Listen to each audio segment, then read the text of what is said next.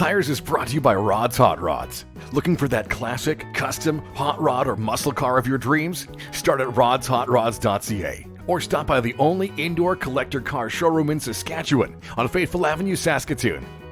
Hi, I'm Jay Thomas, and welcome to Bald Tires, a proud member of the Saskatchewan Podcast Network. Today, my guest is somebody who's turned his passion and love for classic cars and hot rods into a business right here in Saskatoon. Rod Deschner joins me, and he's got a brand new shop called Rod's Hot Rods on Faithful Avenue. Now, Rod has owned an astounding number of vehicles over the years. Over 1,000 cool cars, certainly more than anyone I've ever spoken to. Today we're going to talk about some of those cool cars, but also delve into how Rod developed this amazing business and grew it from just a simple sale for one car into an empire of so many incredible classics, hot rods, and specialty interest vehicles. Thanks for listening to Bald Tires. I'm Jay Thomas, because when you make great memories, you make bald tires. Well, I find myself surrounded by 20-something amazing cars. I'm sitting in Rod's Hot Rods on Faithful Avenue in Saskatoon, and Rod Deschner is joining me for the podcast. Thanks for coming on, Rod. Thanks for showing up. Yeah, it's awesome. This is an incredible showroom full of everything. I mean, you've got like there's hot rods here. There's Ford. There's a lead sled over there. There's some, there's a Mustang on the way. I know there's some Camaros in here. There's a Caprice. Behind me, an AMG Mercedes. There's everything. It's like a car guy or car girl's dream come true in this building. This is pretty cool. That's what we're trying to do. Okay, so what we want to do today is we want to figure out what makes Rod tick and sort of where he came from, because if you haven't heard of Rod's Hot Rods yet, it's a really cool business on Faithful Avenue, and you specialize in selling really cool cars, right? Yes, that's kind of what we're doing or trying to do now. It's something new that we're just trying. So okay, so I mean, you've got all this cool stuff in here. There's more in other locations, and you're kind of buying and selling all the time, right? But you're open to the public now. Yep. And so somebody who's listening to this or is driving down Faithful Avenue, they can stop in here, check out the showroom, and go, yeah, that Impala, I want to take it home. Absolutely, we're inviting everyone to come down just to have a look, to look around. Just talk cars. Yeah. It's kind of a dream job now, right? I can sit here and talk cars all day long. Sell the odd one to pay the bills, and that's good. Awesome. Okay, so let's talk about let's go back. Take the time machine back to what made Rod into a car guy. What's when you were a kid, something like that you can think sort of triggered you becoming a car guy, or what sparked it all? I think my dad was always into cars, not like I am, obviously, but he was always into cars. Always was kind of flipping cars growing up, but he always had something old. He was always into Corvettes. Okay. His old 63 Ford he bought, I think I was only 5 years old when he bought that, and he still has it today. Oh, cool. And on Saturdays, we would always go to all the different dealerships, and I would collect all the car, what do you call them? Brochures? Yeah, and then I'd cut them all out, do a scrapbook, and that's how I learned on what all the cars were, the models and the years, and now it's kind of like a walking encyclopedia of knowledge for all these cars. So that's cool. I did much the same thing as a kid too. I always wanted to go into dealerships, but you guys actually would go. I mean, I suppose that was the thing of how it kind of worked back then, though. We talked a few years ago.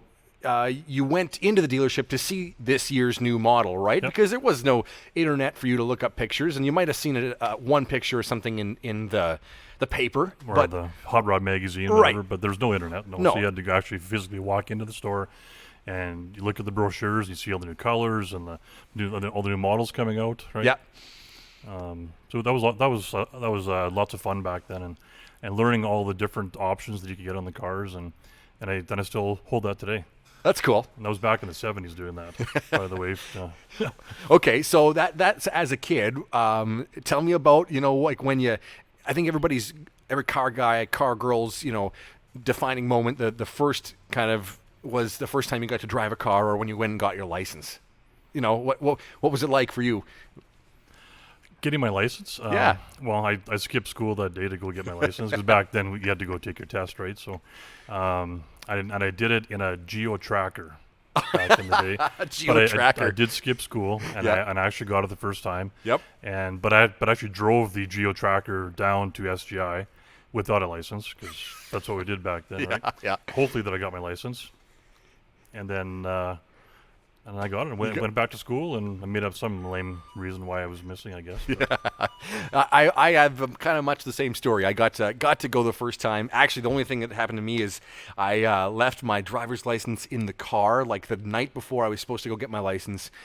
Somebody rifled through the car. We forgot to lock it. I lost my actual license, so I couldn't go for my test the day I had it booked, but got it the second, booked it and got it on the first try too.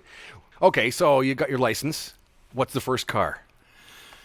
1970 Le Mans Tempest GTO clone. And this is like, we're talking kind of in the 90s that you got your license? 80s. 80s? Okay. So it wasn't that old of a car. No, it was pretty hot, though. It Yeah. was a neighbor's car. Had the Krager SSTs on it. It was like electric blue. I saved up, put an Alpine stereo in it, and I couldn't even drive it. I would drive it up and down the driveway, and I'd polish it. And I got my license in February. Yep. So, of course, there's snow on the ground. And this thing's all jacked up with air shocks, and the tires are bald. And so it wasn't a great winter driver. So I only had it for a few months, and I couldn't afford the gas in it. So sold it, and I bought a Honda Civic. What year was the Civic? 1988. It was brand new. Really? Brand new Honda Civic, 1988. Yeah. I grew up driving an 81 Civic. It was a hand-me-down from my grandfather. But, definitely not far off, really, 7 years later. Yeah. So, Rod, how many cars do you think you've owned over the years? I mean, there's like 20 in here. Another, you say 20 kind of, Different sites. Different sites and stuff, right? You know what? I know you asked me that prior to doing this, and you know what? I'd have to go back and really do some homework on it. But it has to be well over 1,000 cars. I think that's a record. It has to be. I like to ask that question to everybody I get on the show, because a lot of the people I've interviewed so far have had a lot of cars, over the years, and you're by far my top number. That's incredible. I try and keep a picture of every car that I've ever owned, and I've got photo albums full of these cars. It's kind of neat to go back and see some of them. So, give me some favorites then. Let's talk about some of those. Well, the ones that I keep around for a long time are the ones that I like to drive. My daily that I drive, 1950 Chevy half-ton. Everyone's seen that around. It's got my logo on the doors. That's my pick up parts, do whatever in that truck. Yep. That's my one vehicle that's not for sale. Really? That's the one that's going to stay? That's the one that's not for sale. Okay, so why? What's special about it? You know what? I can't put my finger on it. It's just one of those trucks that just drives nice. It works. It doesn't let you down. Yeah. It's kind of the staple of my company, really. And I don't know. It's just everyone's got to have that one vehicle that's just that you're just not going to sell. Totally. Yeah. And that's it. I think that's cool. Everything else is kind of on the chopping table. So at some point. You've had some though that have stuck around for a few years though. Yeah. I had a nice red 71 Chevelle big block convertible. Okay. I had that for probably 12 years, which is a kind of a record for me, I think. I built a 67 C10 a while ago. It's black with flames on it. It was at the Dragons. It won People's Choice of the Dragons. Spent a lot of time and money on that thing, and just one day I just had enough of it and gone. It's actually still up in northern Alberta now. Really? Yep. Still looks the same. You're not the first person who said something along those lines of, I got too deep into it. Yep. Did it just become an obsession over every nut and bolt and every little piece, or yeah, but what leads you to that point for you? I think when it takes so long to build something, styles change, especially if you're building something custom. Okay. And the styles change, and wide whites or no wide whites, or flames or no flames, or just things that if you look at a car like a hot rod now, it's got tweed interior and that heartbeat going down the side, like when the car was built. Right. So then by the time, like, this truck took probably 7 or 8 years to build, and there's things you want to change from 7 years ago, but it's too late now because you can't. And now it dates the truck already, but you're not even done the truck, and just frustrating. That's funny. We're going to talk about this. I'm going to ask you about the history of sort of some of these trends, because it sounds like all those trends. Well, I try to keep up. Yeah, on it, yeah. But maybe I'll get you to take us through a little bit of a history of the hot rod a little bit with some of the stuff you've gone through. But what are some of the other vehicles that, before we get to that you've had that were like 1,000 is an astounding number. There's got to be a few more, though, that absolutely stuck out. Yeah, I've got a nice 50 Merc lead sled. That's not here. That's in my home garage. Now, that's even, you've got a tattoo of a lead sled, right? Yeah, it's right there. Right, so that one must mean something to you, too, then. Yeah, growing up, everyone's got those pictures on the wall kind of thing. I had a Lamborghini Countach was on my mirror, like we all had, right? So did I, yeah, for sure. I'm almost past that stage now, but also I had a 32 Deuce. Okay. And a lead sled. That's my 3 that I had on the mirror. Really? And now I've got my Merc. That's the first Merc that I bought. That 50 Merc. It was built in Minnesota. It's got air conditioning, cruise. Like it's built to drive. Drives awesome. I've had lots of 32 Deuces now. Yep. I'm a bigger guy. I don't fit that well in those cars, so I kind of stay away from them. But they're cool cars, though. They are, yeah. The Merc's a little bit more. It's a little bit big guy friendly. Okay, yeah, for sure. Now, in this showroom, you know, I mean, there's kind of something for everybody in here.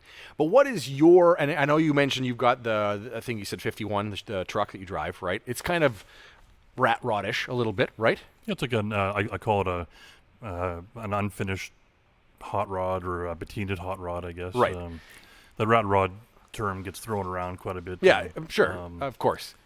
But that's what I would call it. But What is your personal favorite style, though? Like, are you about, you know, chrome, shiny, perfect paint? Is that a thing of yours, or do you prefer stuff like that? I'm kind of on the fence there. You know what? Yeah.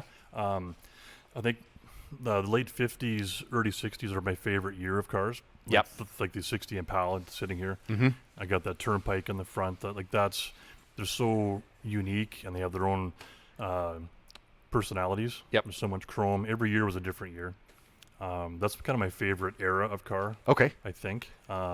What if, you know, when it comes to like to having something that's patinaed and rusty, would you keep it that way, or are you a guy who would rather take that and have it finished and painted? And I think it all depends what the purpose of the vehicle's for. Okay. Because doing a patinaed paint job, to be honest, can be almost more expensive than doing a shiny one. Mm-hmm, mm-hmm. And it takes more work, and because your body work, right? Yep. So it's almost a shame to do that patina when you can just do a shiny paint job. I like the hot rods that are actual real patinaed. I'm not a big fan of the faux patina. Okay. Yep. But they still look cool. Yep. But if you can get the real deal, Something that's actually sat out in the field for a while. Exactly, like my 50 Chevy half ton. There's no clear coat on it, and I'll never ever clear it either. No.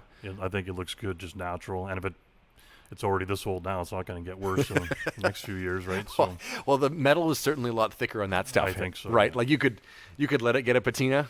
Most modern cars now, I mean, that much rust and it would rust right through, right?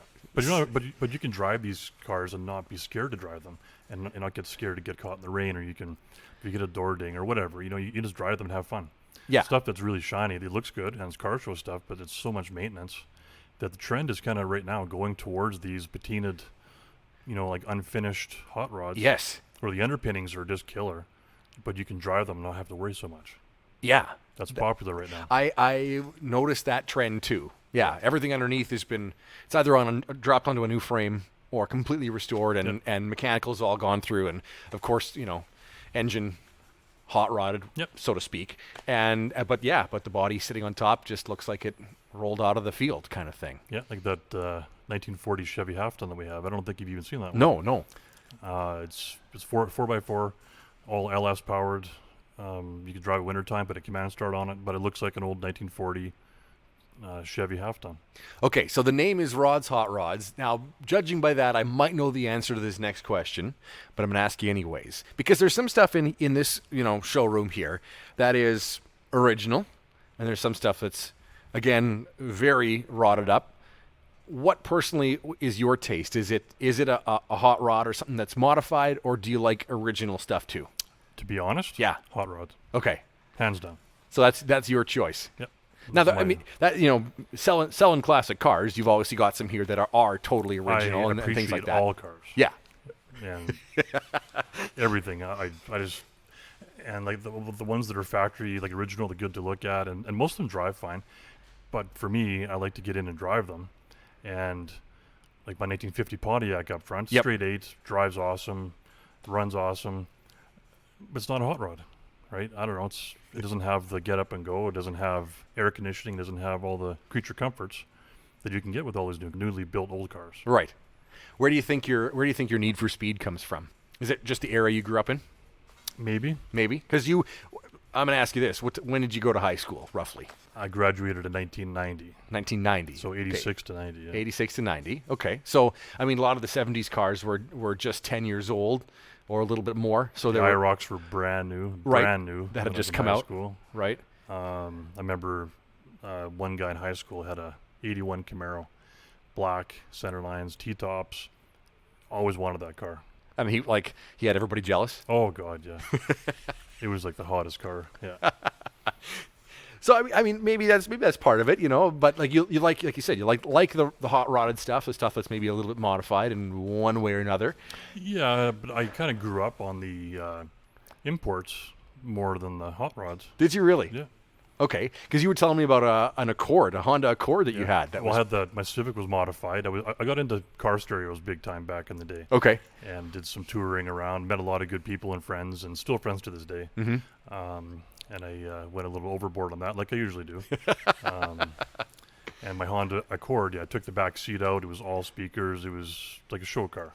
That's cool. And but lowered it and custom paint. And back in the day when they didn't have lowering kits, they didn't have all this stuff, right? So I had some buddies, but then we made some bad choices, but we all lived to tell about it. So. That's right. You've got somebody who's working with you now in the business, who you lean on as your kind of right-hand man to when you get a vehicle in, you buy it from somewhere around kind of Western Canada or the States or whatever. You bring it here. You have somebody who goes through the stuff and makes sure taillights are working and everything's safe, and because we're talking about classic cars or some of these. There's always something wrong. There's always something wrong. Yeah, like it's. They all can leak, or there's this or that and the other. The guys that work in my shop, very, very talented, and when we bring something in, we do frame off stuff, we do fixing the odd thing, we fix a tail, like we do everything from A to Z. That's pretty cool. And we usually try and do like 2 major projects a year. Right now we're just doing a '69 Torino Arco at 428. Wow. It's just getting blocked right now, so we're doing that one. That's a big major one. And last winter's project, we did a '59 T-Bird Convertible. Ooh. That turned out really, really nice. My wife wasn't very happy when I sold that one. She liked that one. That's a cool car too. Yeah, very hard one to do though. Really? Yeah.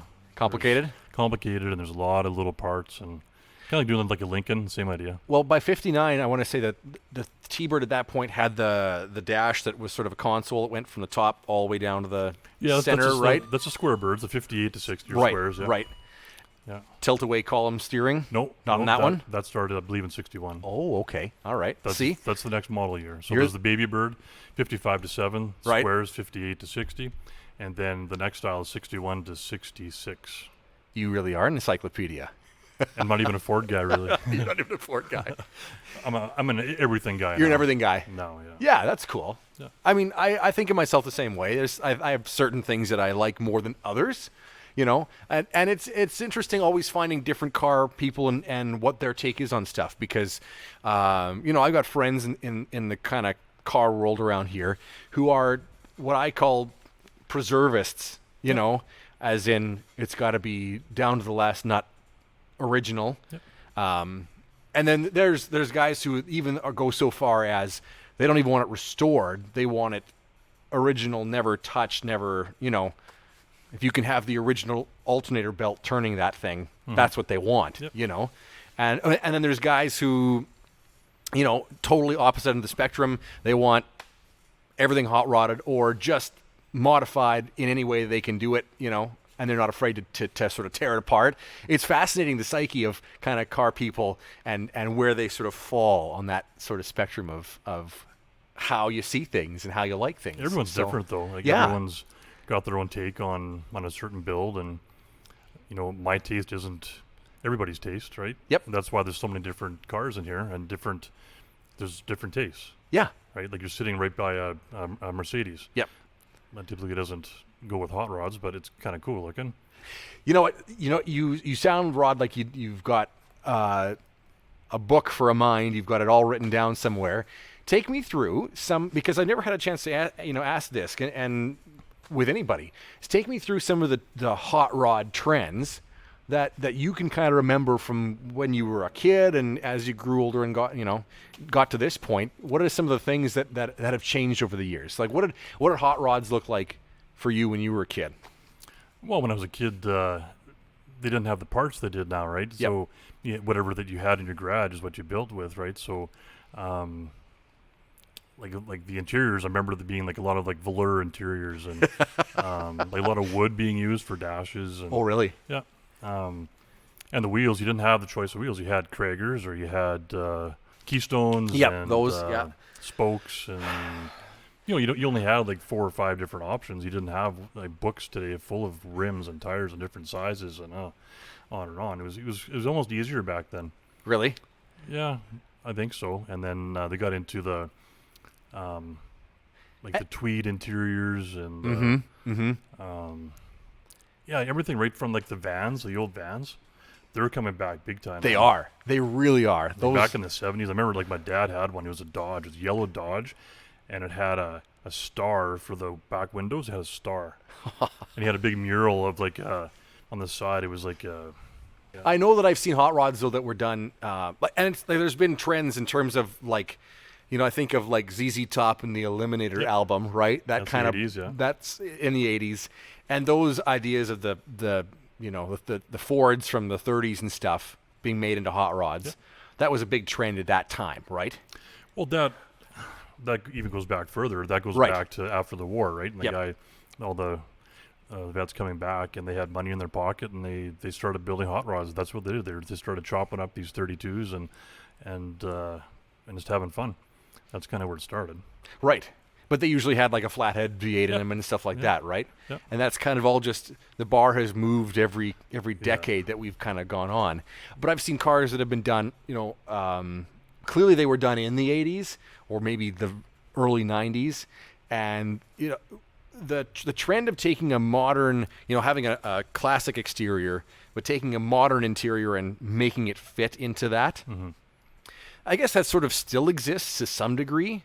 But I think we see kind of less of it now, right? Because now we've got sort of, you can buy aftermarket gauges that fit into the original spots, right? Kind of, it feels like in the 80s and 90s, there was a lot of taking, that lead sled and shoving a interior out of an Oldsmobile into it, dash and all, seats and the whole works. Yeah, you're right. Absolutely. And that doesn't quite happen like that anymore, right? Not unless you're doing like a really high end, like a Bitchin' Rides $400,000 custom ride. You know what I mean? But just for the average guy, especially you can buy almost anything now. Yeah, that's the thing, right? And so there's not as much custom fabrication, needed. Yep. Now you can just buy it. I know there's a guy I know in town here who's got an Olds. Oh, what year is the Olds? It's the same vintage as that lead sled. And he said, back in the 90s when they did it, it's got an Oldsmobile interior from I want to say a Cutlass in it, 80s Cutlass. Mm-hmm. And they took it in and out like 50 times, that dashboard, to get it to cut this piece and cut that piece and shave it down a little bit more and move this. And like it was 50 times in and out of that car that they took it to get it to fit You pretty properly. well have to do that in all these lead sleds and these customs, because they don't really make kits for those kind of cars, right? No. So but lots of guys use the old T-Bird, like the 66 T-Bird with that waterfall back seat kind of thing. Yep. That's a very popular seat that they used in these rods. And then the stuff underneath too was there was trends changing like that. Like I know my 69 Buick has finned aluminum brake drums, and those were sought after for hot rod guys for a long Still time are, yeah. until they started getting into disc brake conversions and those kits that you can get now, right? But even like the disc brakes, all the 32s and 34s that I've had, pretty much they're all disc brakes, but they have the old fin covers to make it look like the old drums. So people are going backwards now. Really? They want the drum look with Yep. that fin drum, but they're they're all disc brakes with the cover on it. So that's a popular trend now. That's pretty Doing cool. that, yeah. That's pretty cool. What are some of the what's the wildest hot rod that you've ever owned or done?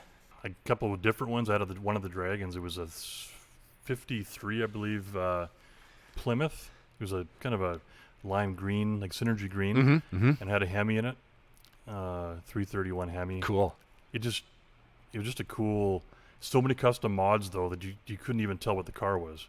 Really? Kind of like a George Barris kind of a. Yeah, that sort of style. Like license plate that I got for that car was "What am I?" Because people always asked, "What is this thing?" So I got the license plate. What am I? What am I? And that was a pretty wild one. Yeah. It's so wild that you couldn't tell what it was. And did you get all the work done like around here? No, that was just a bought one. That Just was a bought one. Okay. That was bought through Bear Jackson. Really? Yeah. So that must be quite an experience going down there. I didn't buy it from Bear Jackson. No. I just buy it from the other suckers that are buying down there, right? I've been there lots. Yeah, have you? Oh yeah, and it's fun to be, it's fun to be there, and I don't know if I'd ever buy anything from there, but it's fun to go. Yeah, for sure. It's definitely should be on your bucket list. It is, and I do have it on my own. Like I want to see it. Every person I talk to gives me the same answer. It says it is amazing. It's like the world's best car show. Well, and it's not just it's kind of going on all around the actual auction, right? There's so many things from going for rides and the new, Hellcat or whatever to, God, there's vendors everywhere. There's stuff you can, it's unreal. And then after you walk by the 10th real Hemi Cuda, whatever, you get kind of bored and keep on going, right? Like, there's so many cool cars down there that you can't even see it all. So you've finally done it. Worked the overtime, saved your pennies, filled the swear jar, and now it's time to make your dreams come true. But where do you start to look for that oh-so-sweet ride? Start right here in Saskatoon on Faithful Avenue. It's the grand opening of Rod's Hot Rods, Saskatchewan's only indoor collector car showroom. They buy, restore, and sell show-quality classics, hot rods, customs, modern muscle, exotics, and special interest vehicles. Check out what's in the showroom right now at rodshotrods.ca. If it's something specific you're looking for, Rod also has the connections to source vehicles from all over North America. Take the stress out of buying your first or next dream car and enjoy a ride that's been inspected by Rod and his team. Ready to swap your wheels for something a little different? Rod's Hot Rods also takes consignments and trades. Start online at rodshotrods.ca or stop by the showroom on Faithful Avenue, Saskatoon. I want to go back to your knowledge, Rod. Yeah. So back to these visits to the dealerships and stuff. That was usually the Chevy dealership or no, we went to the everything. Mall. Yeah, everything. I just happened to cut more pictures of the Chevys out than I did the Fords or Dodges. How is it that you come to memorize? I mean, you've looked at all you must have just owned enough cars to memorize all those details, though, too. Yeah, you know what? I can't tell you why or how. Like my dad and I would, when we drive, we would almost try and stump one another. Really? To get the year and he's obviously better at the 40s and 50s cars, like the 30s, 40s, like the older cars. Yeah, I'm pretty good at it actually. When it comes to the cars you've owned and stuff like that, are you keep it in the garage, shine it up kind of guy, or are you take it flying down a dirt road kind of guy? Depending on the car. Yep. Like my 50 Chevy half ton, I go down the gravel road sideways of that thing, and I just have fun with it. The only reason to wash that is to get the bugs off the windshield. Really, that's the only reason why. I'm not afraid to drive my cars, though. No, I like to drive them all, and I can proudly say that I've driven every car that's in here, and every car that I've sold, I've actually driven it. Yeah. Yeah. Highest horsepower vehicle you've ever owned would have to be 60. I think it was 68 Chevy half ton. With it was like aluminum. Can't remember what the cubic inches was. It was a pretty crazy motor. I believe it was an 871 on it, and that was probably it's probably around 1,200. Holy smoke! Horse, yeah. Wow. And what did you drive? Just drive it around? Did you I just race drove it around. it? No, I didn't race it. You know what? I've only ever been to SIR once in my life. Yeah. With our car club. This is going back 20-some years ago. And I love racing. I love to watch it. But I've always been scared to go because I'm scared to get the bug. And I don't have the time to devote to it. And that's why, like, for real, I don't go because I know that I'll get hooked. I know I will. And you got enough balls in the air already as it is that you're juggling with. There's no way. With this place and everything else, right? I got lots of friends that race all the time. Yeah. And jealous. But I'm here working on a Saturday and they're out racing, but that's what I chose to do. So were you a shenanigans kind of guy as a kid, were you pretty straight laced with your cars, or where'd you fit in with that? No, we were kind of dicks a little bit. I don't know if I can say that on here. Yeah, you can, sure. We're kind of dicks. Yeah, just being honest. we had fun. Okay, Rod. So, we talked about kind of some of the cool cars you've had over the years and what got you into this. Here we are sitting in Rod's Hot Rods on Faithful Avenue. Take me through the story of how you actually got to this point with this business. Where did you start with the business of buying and selling hot rods? Okay, well, it's going back a few years. So my kids are pretty young, and I had a couple Skidoos, and I was at the car show, Dragon's car show, and there was a 72 Chevelle and a Hugger Orange, and I fell in love with it. Okay. Talked to the guy. There's a for sale sign on it. I wound up trading him a couple Skidoos and a bit of cash for it, and that was my first kind of nice car, nice show car. And so I had that for a couple, 3 or 4 years, and had it downtown at the show, and a gentleman approached me and wanted to buy my car. Well, it's not for sale. Well, eventually it was for sale because he was offering so much money that I had to sell it. So from that car, then I bought 2 cars. Really? And I thought, this is kind of fun. So then that's how it kind of started back. This is going back, 25 years ago. Okay, yep.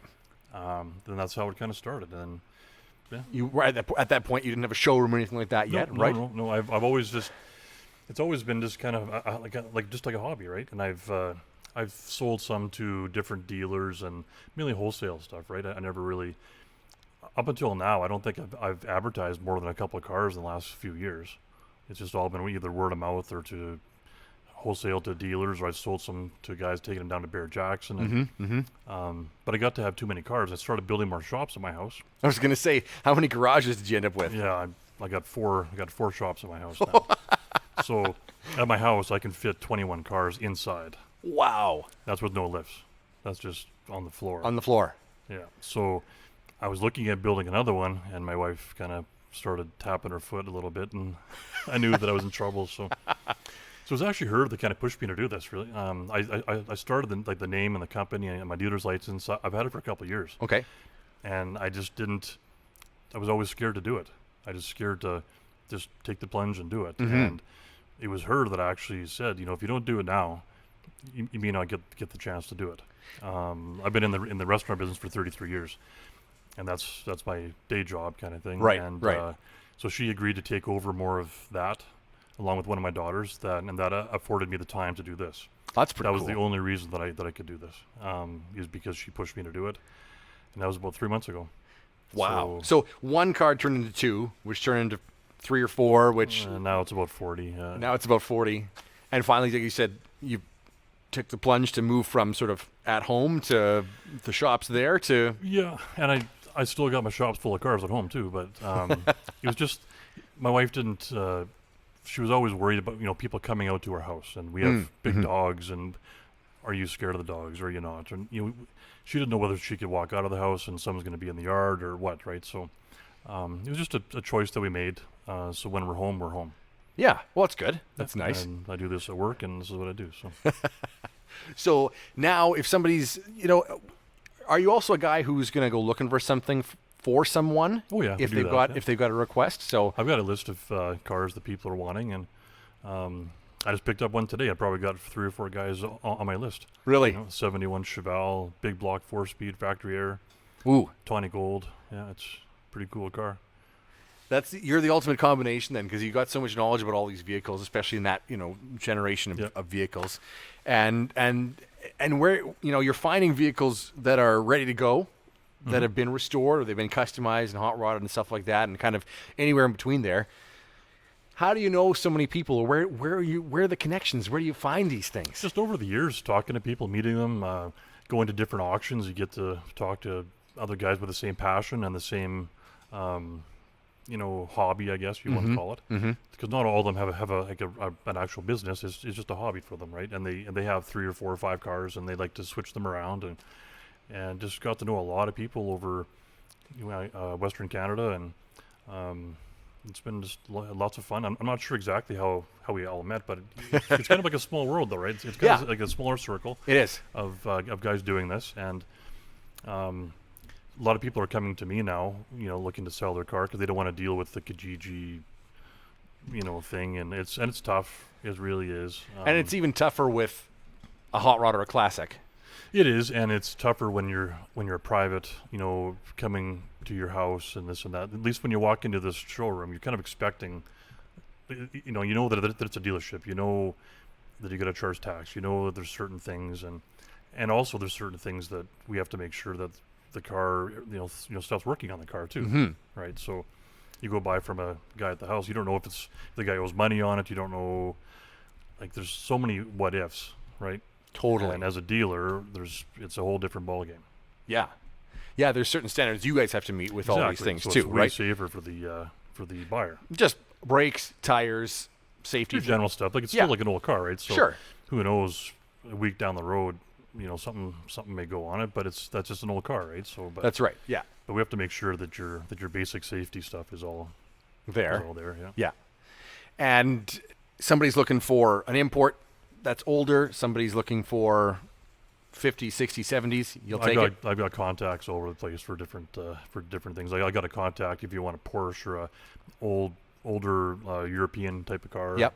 Doesn't Lamborghini, whatever. But I got a contact for that stuff too. So it doesn't really matter what it is. There's Mopar guys. There's Mustang guys. There's like this Impala sitting here right now. This was slated to go to the Houston Bear Jackson. Really? A buddy of mine, Todd, that owns the Electric Garage auction in Red Deer, he was sending that to Houston. I think he's got about 12 cars going down, and I bought that the day that it was going to be going on the truck, so I kind of saved it from going down south. Really? Yeah. And we're just in talks now with doing a LS swap on it, Oh, cool. so that'll take it to the next level. Yeah, no doubt. Yep. That's fantastic. There's, it's your job is pretty sweet too, though, because to get to kind of be the caretaker of a bunch of these, I would love to have a collection like Jay Leno, and he's probably a guy who buys them and doesn't sell them, but just the fact that you get to experience all of them along the way is certainly unique, because for most of us, you might have one or two or three. Yep. Some guys have a collection, but it doesn't move through. You don't have them coming and going that quickly like you do as a dealership. So I think finding them, it's like a thrill. It's like a rush for me. Yeah. To find them, and once I found them and I drove them a little bit, it's not that I get bored of them, but I want to find the next one because that's just the rush. Like when I bought that Chevelle today, driving back to Saskatoon, I had a grin from ear to ear, and I was just like on cloud nine because I found this car. Like Chevelles aren't that easy to find right now, but I was so happy to find it, and I was looking for the next one. Well, what can I find? Or if I'm sending my truck to or deck truck to Edmonton to drop off a car, I want to make sure that I have something for the ride home. Mm-hmm. I don't know, it's just a thing. I can't have an empty trailer, so. So you're scouring the internet. You're All talking the to time. guys. You're Drives my wife nuts. We're watching a movie and I'm on my phone the whole time, because a lot of these guys that I'm dealing with are people. They have jobs, right? So I'm doing a lot of this at nighttime. Mm-hmm. When we're watching TV at 7 o'clock at night, this is when I'm doing most of my stuff, and it drives her nuts. But hopefully that'll calm down a little bit. what else is on the way here? Do you have anything else that's on a On the truck way? or you bought my, recently? My deck truck's going to Manitoba tomorrow. Bringing it back a 1968 Mustang GTA S Code 390 Fastback. Oh, cool. Yeah, for all the Mustang guys, it's a That's a cool one. 68 GTA. You said. Yeah, right? so Because the GTA only is the automatic. Yeah. But wasn't it just a 1 year thing that they labeled it as an A? I don't know that. You know what? Not being like a diehard Ford guy, I don't know if that was a 1 year on or not. I just know that the 67, 68 fastbacks are super hot right now. Yeah, totally. That's one of them, right? Tired of dealing with the difficulties of buying or selling a classic car on social media or through post-it-yourself websites? Take the stress out of buying your first or next dream car at Rod's Hot Rods and enjoy a ride that's been inspected by Rod and his team. Rod's Hot Rods is Saskatchewan's only indoor collector car showroom. They buy, restore, and sell show-quality classics, hot rods, customs, modern muscle, exotics, and special interest vehicles. Check out what's on the floor right now at rodshotrods.ca. If it's something specific you're looking for, Rod also has the connections to source vehicles from all over North America. Ready to swap your wheels for something a little different? Rod's Hot Rods also takes consignments and trades. Start online at rodshotrods.ca or stop by the showroom on Faithful Avenue, Saskatoon. The stuff in here is so cool. Let's go through some of these and just give me some general about it. Let's start in the corner. What's That's a convertible? 69 Dart convertible, Dart GT. It's kind of an oddball because it's got a slant 6 in it. So Yeah. yeah, it's oddball. It came up from California. Oh, cool. Next one is Skyliner. 59 Skyliner. That's an original unrestored car. 36,000 original miles. Came up from Phoenix. And Still got like the original interior and the original paint. power top, power Yeah. folding top, right? Yep. A revolution for its time. Yep. That's a pretty cool car. That's 57, 8, 9 are the only years that they made those. And it's got the plastic on the seat still. Plastic seat covers. Yep. Kind of neat. Next was a 57 Chevy Handyman Wagon. Yeah, that's cool. That was built by a guy locally in town here and did a very nice job. And he just finished that last summer. So it's a pretty fresh build. It's a neat green. It's green, but it's not like Yeah, a forest green. It's sort of a I can't explain what color it is. olive green, Yeah, that's maybe kind a of good one. Yeah, like metallic, a pearl. Yeah. metallic pearl olive. I don't know what you call it, but it's a 50s color for sure. It matches the era. The white on top's like a Cadillac white, eh? So It's very pearly, isn't Yeah. it? Impala in front of it here. 60 what? 1960 60. Okay. bubble top. Yeah, and the flat fins in the back. Yeah, the 59s and 60s are the most iconic Impalas because of the fins. Like the 59s have the more like the batwing fin, Yep. Right. and the 60s have the flat fin. So the 59s are way more pronounced. And I had a 59 too. And every year I send an old car down with my dad down to Phoenix. He has a house down there Okay. in Mesa, and every year that I send one down, he always winds up selling it. So I got to be choosy now to what I want to send down there. But the last one I sent down was a 1959 Impala bubble top, super nice car, white and red interior, and I was looking forward to driving it when I flew down there, and he sold it. So there you go. Guess that was the idea, but you kind of missed, yeah. Well, yeah, but it's nice to have an old car when you're down there driving around. No kidding. Right here. Oh yeah, this is one of my favorites. Is it? That Yeah. I have like right now? 29 Ford Phantom. So it's all steel. Oh, All steel. really? Yeah. Oh, that's cool. The metalwork on this car is fantastic. It's very neat. The paint looks wet. It's just a nice car. Yeah, it's like It's not practical. Like there's no windows in it. No, that's right. There's no windshield wipers. Yeah. It's very very plain almost looking car, but it's classy at the same Yeah, time. there's no chrome. It's just like a solid sunflower yellow. Yeah. Right? Actually, there's chrome around the headlight. There's headlight rings, and that's about and it. the wheels. Oh, I should say the suspension in the front. There's actually chrome poking yeah, out there, but Yeah. The dropped axles chrome. Yeah. right. But the rest of it is it's basically stripped Like and kind of monotone, yeah. yeah. Yeah. That was a trend though for a while too, wasn't it? Yeah, it was with back in the 90s. It was like a monotone trend. This one wasn't built in the 90s, but No. it kind of mimics that era of just being simple. It's funny how over the years that like the chrome's either stripped off like that, Yeah. and now it's kind of making a return. Would you say, or That's where are with we? the newer vehicles too. Like for the longest time, like when the black wheels first started coming out, I remember my dad. Oh God, he hated those black wheels. I still hate them. They're not. I don't know. On certain cars, I don't mind them. On certain cars, Sure. and they work on some cars. But you're right though. Like on the chrome is coming back on lots of these new Yep. vehicles. Lots of and- bling. Yep. And you're seeing that on some of the older cars too. Yes. With some of the more chrome, Yeah. Like and going away from the black wheels and doing more chrome wheels now, right? So it goes in stages. Can you imagine how much, priceless stainless steel and chrome got ripped off of classic cars in a hot rod job, a custom job that is that you can't buy? irreplaceable now? Yeah. Like this Impala with all of its bling on it. I think with an Impala that you can still buy some of the stuff because it's a pretty popular car, but you get like the Turnpike Cruiser that's in the front. Yeah. You're not buying chrome for that. No. There's no way. No, you got to find it. Yeah. And how much of it went into the bin? And if you find it, it'll be twisted, and then you got to get it fixed. And there's not many guys doing that anymore either. Not at all. No, that's a difficult trade too. There's the Mercedes we talked about right behind me. Yeah. 70. What did you say? 76. Yeah, I can't believe it's that old. I thought it was much newer. Yeah, it looks newer. Because like you said, the Euro bumper is in the style of style, the yeah. Yeah, and it's again monotoned, right? It's just all black. Yeah. You don't see the chrome on it at all. Corvette behind that. That's my dad's car. That's his personal car. Really? He ordered a brand new 2022, and he already has a brand new. Well, he bought a brand new 01. Okay. That's when he turned 50 in 01, and that's his midlife thing, whatever. And he bought a new Corvette. He still has it, and so he doesn't have room to have 3 Corvettes. So that's why he's selling his 66. Wow. But yeah, 66 tri-power, 427 side pipe 4-speed. Beautiful blue. What's the Marina blue. Marina blue. That's the color. It's gorgeous. Yeah, if for the Corvette lovers, yeah, this is one of the holy grail cars. Yeah. Not a split window though, right? No, it's 63 only. That was 63 only. Okay. Actually, the holy grail one would be a 63 Fuelie. That's the big car. Beyond that, the 66, 67 big blocks, because the 427 the first year was 66. Okay. Tri-power first year was 67. So this car has got a tri-power, so the powertrain's out of a 67. Okay, gotcha. This car. Yeah. Sorry for being the No, that's good. rattling off. There the you info. go. See, that's what we were talking about before. Datsun behind that? Nissan. Nissan.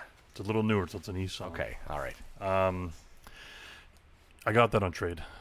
I didn't go look for that car, but it's still kind of neat car. It's Yeah. very nice it's one of the nicer 300Zs that I've seen. There's a huge 1985. following for those There things. is, which I learned. Yep. That's also sold. That's going to the same buyer as the Mercedes and is leaving Thursday. 2 black ones 2 black on the ones, same trailer. Yep.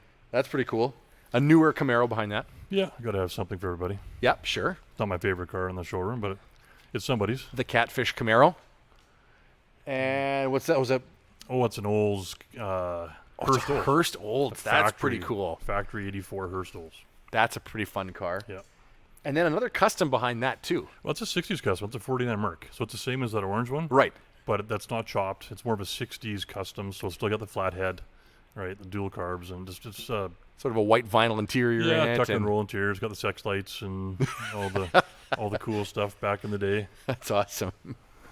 There's a Caprice here. What is it, 69 or 68? 68. That's Yeah. that's a real 396 car. Factory tack in the dash. Now it's got a 454, nicely warmed over. I got to look at the paperwork. It's probably in the high 4s for horsepower. Really? It's got a nitrous shot on it too. Oh my gosh. Line lock, and it's a factory looking car, but for a big boat, that thing moves along really well, and it's a nice car. Yeah, Really nice it's car. certainly not small, but you're right. It's powerful. And it sounds killer. Yeah. So yeah. Camaro next to that, 60 what, 9? 69. Now that's a pro touring. There again, that word is thrown around a lot too. So there's resto mod, there's pro touring, I don't really know what to call it, to be honest. 69, the different powertrain, LSX supercharged, really well built 4L80 in it. Modern wheels. Yeah, wheels and like the QA ones and the Hotchkiss monoleaf and it launches straight, it goes good. It's really fun to drive. It's beautiful though. It looks great. You know. Yeah, 69 Camaro is kind of the iconic Camaro. That's the year everybody wants. Yep. The lead sled next to that. Yeah, 49. 49. That's built in California. I just had to have it. It's the class. It is the quintessential lead sled. Yes. Everything on it. The louvered hood, right? Yep. Chop top, Chop tops, nosed, decked, flames, Frenched, everything. spotlights on it, Everything custom has been. side pipes, right? I think that one's got side pipes. Yeah, I think so. Yeah. But that's the twin to my one that I got at home. Oh, really? The one I got home, the 50. This looks the same. It's same flames. It's like the twin car to it, but it's baby blue. Instead of fading Orange. instead of yellow fading to orange, it fades to blue. Well, mine's more like a white and like a lighter blue flames. Okay. On the, Yep. What's next to that? 68 Camaro SS 396 4-speed. Again, Camaros are popular. Yeah, no doubt. I was looking for a Camaro, and I wanted to buy either the 68 or the 69, and the guy that I bought them from, he would only sell them to me if I bought them both. So I had to buy them as a pair. Really? That one hurt. A little bit. But it won't hurt when they go out the door either. No, 'cause they're but it beautiful cars. Currently hurts. Hurts the pocketbook a bit. Yeah, no doubt. Behind that, there's a 71 Mopar? Duster. Yeah, that's pretty cool. A-bodies are coming up quick. A little hard to find right now. I had a Demon a few years ago, really nice Demon. That's one of the ones that I kind of kicked myself for selling. Mm-hmm. But this is almost the same car. It's a 71. It's a real H-code 340 4-speed car. It's black, but it's Pro Street. Okay. So it's tubbed. Yep, right. No, not big tub, just smaller tub. But there's no back seat, so that's the one drawback to that car. You're not going to take the kids for ice cream. So. No, not in that one. And a Trans Am? Oh yeah, I've owned that car 3 times. Really? Cars that I really like to drive, I buy them back. And I've had that one. This is my 3rd time owning that car. 70 what? 77. So it's the one everybody wants. It's the one everybody wants. That's the Bandit year. It's the Bandit year, but it's brown. Yes, it's brown, but this is a 27,000 original mile car. Oh, wow. That was bought also at Bear Jackson. But it was done as a show car back in 79. So they put a blower on it. They did the velour interior, the chrome fire extinguisher in the back seat, all the stuff they would normally, and the chromed hinges in the hood, and but they just took the factory hood thing, and they just cut the bird and everything, and put the blower on. I had the motor out a few years ago and just resealed it, everything, and that's the matching motor for that car. Really? Yeah. So 27,000 original miles, original paint. One of the nicest 77 Trans Ams I've ever seen, as far as being like original, other than the blower sticking out. Other than enough blower to block the road, but yeah. It drives really, really well. I have a lot of fun in that car. The back tires I can tell you exactly how much they're worth. Quite a bit, I imagine. Well, if you go on the side of the building, and there's more than one set of marks over there. That's the Burnout King in here. Yeah. Hey? What's in the front of the showroom? That 50 Pontiac I've got up there. That's the original one in straight 8. That's a neat car. Typically, those come from the U.S. So in Canada, there were the 6s and then you get the straight 8s in the U.S. So the car is about 6 inches longer. Really? Than the same Canadian model version, right? Yeah, just to have, because the engine's that much bigger, it has the whole car is 6 inches longer. That's fascinating. It's in like neat. Miraculous shape and kind of a forest green sort of thing, right? Yeah, it's still got the window sashes and the dash are all with that the painted wood grain. Mm-hmm. Yep. It's still on it, and it's a neat car, but it's all factory. It's factory original. Drives very, very well. That's cool. And the Turnpike Cruiser, it's 58. They only made those cars for 2 years. That's got a back window that slides down, power window, right? They call that a breezeway. Right. And the 2 upper vents on the top of the windshield, those are actual functioning vents. Yeah, they lead to the inside, so it's kind of poor man's air conditioning, so to speak, right? You got the vents on the bottom, yeah. like we all do. Then you got vents on top, and then you roll on the back window, and it's like a breezeway, and the air just goes through. Just sucks it right through. Yep. That's pretty cool. But they had so many options on those cars. They had so many warranty problems that they stopped making them. So they only made them in 57, 58, and the production numbers are very, very low. Wow. I've had older guys come in here, and they've seen pictures, but they've actually never seen one, like up close. Really? Yeah. Wow. Like off the top of my head, I think there was like 2,100 or whatever total production of all the models. That's 4 doors, 2 doors, station wagons, convertibles, whatever. All of it, yeah. All of it. So breaking it down to this one, a 2-door hardtop, I'm not sure what the numbers are, but it's pretty low. And it's black, isn't it? It's black. Well, they're all tritone. That's the thing with the Turnpikes. They're all tritone, right, outside and tritone inside. We got black, white, and red, like right? Cream, red, and black. Yeah, and the interior is the same way. That's pretty cool. So if you ever see a real Turnpike, they're always tritone. Man, the stuff they thought of in the 50s is so cool. That's why the late 50s is just awesome. Yeah. They're just cool cars. They are. The 2 up there, or is there more? Oh, there's what else is up there? Isn't there a stainless steel or all aluminum? Yeah, that's a custom. That was built by a guy in Regina. Fascinating build. It's all built by hand, the whole car. It's all aluminum. It's aluminum. It's all like aluminum, and it shines like chrome. Well, it's been polished like crazy. Every piece. Yeah, and even like if you look at the steering wheel, the steering column, everything is hand fabricated. It's an LT1 car, rated 6-speed in it. Car hauls. It's got 5,000 miles on it, so it actually has been driven. It's been driven. Yeah, okay. It was towed down to Texas, and there was lots of miles put on it down in Texas, and for the big show for the Longhorn Roundup, I think it's called down there. Okay, yeah. And very cool car. That car is already booked into Bear Jackson for Scottsdale. No way, really? I'm sending it down. I'm rolling the dice. Cool. I got to try it, and I think that'll look good down there Right. with all the lights and maybe get some TV time on it. Maybe. Are you going to go with it, escort it? Absolutely. And there's one more in there, isn't there? The T-Bird in there now. You get too many cars, you forget. It's that's a movie star car. It's a '55 T-Bird. Oh yeah. Owned by Buster Crabbe. He played Tarzan. You got to be pretty old to know who this guy is, but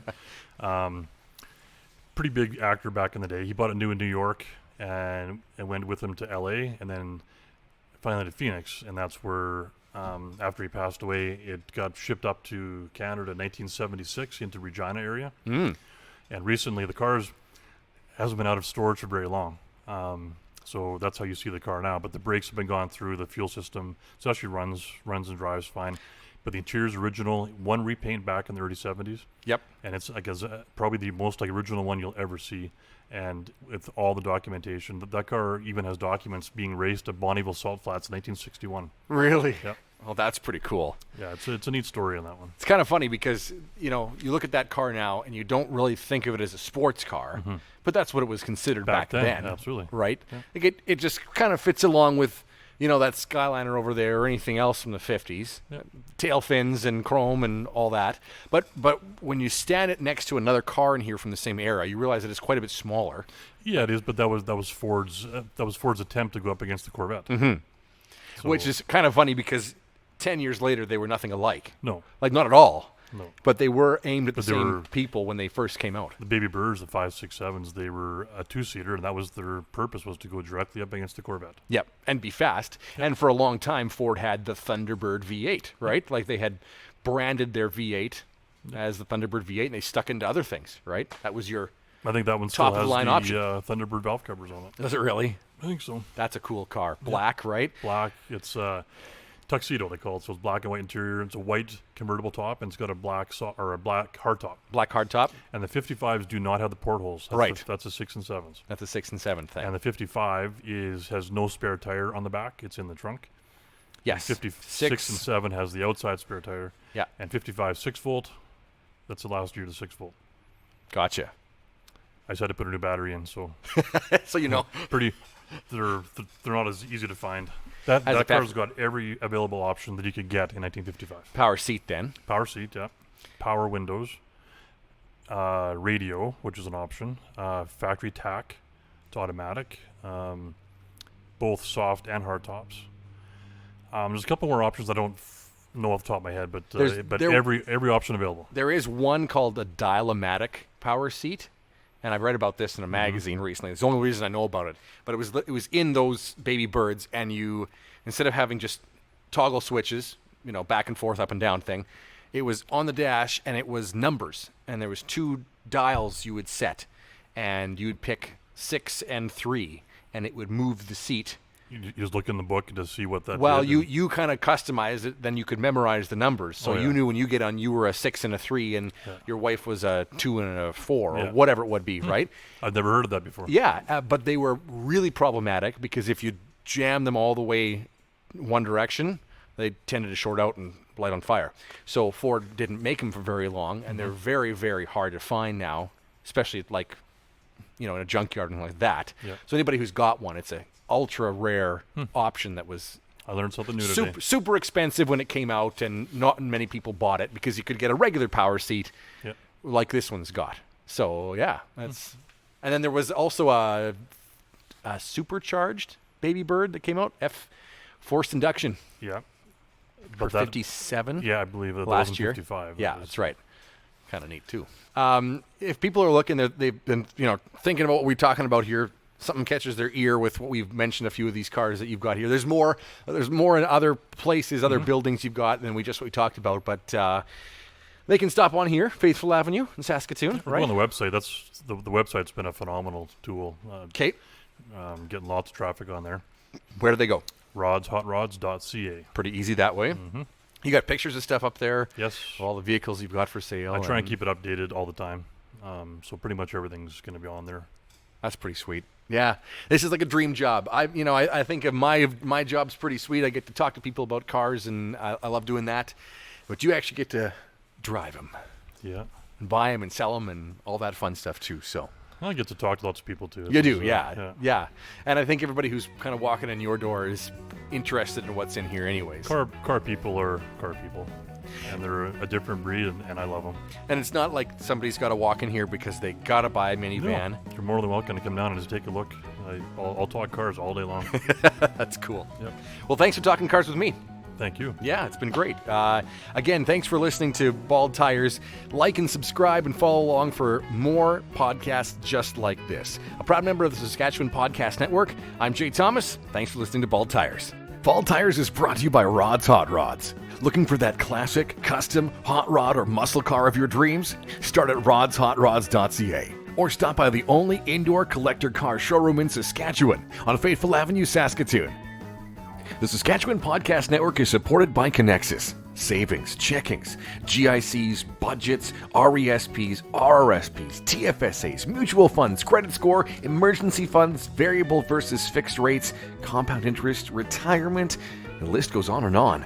It's time to make sense of it all. At Connexus Credit Union, they want to help. Financial literacy is a critical life skill, giving you the knowledge and confidence to make smart, responsible decisions about your money.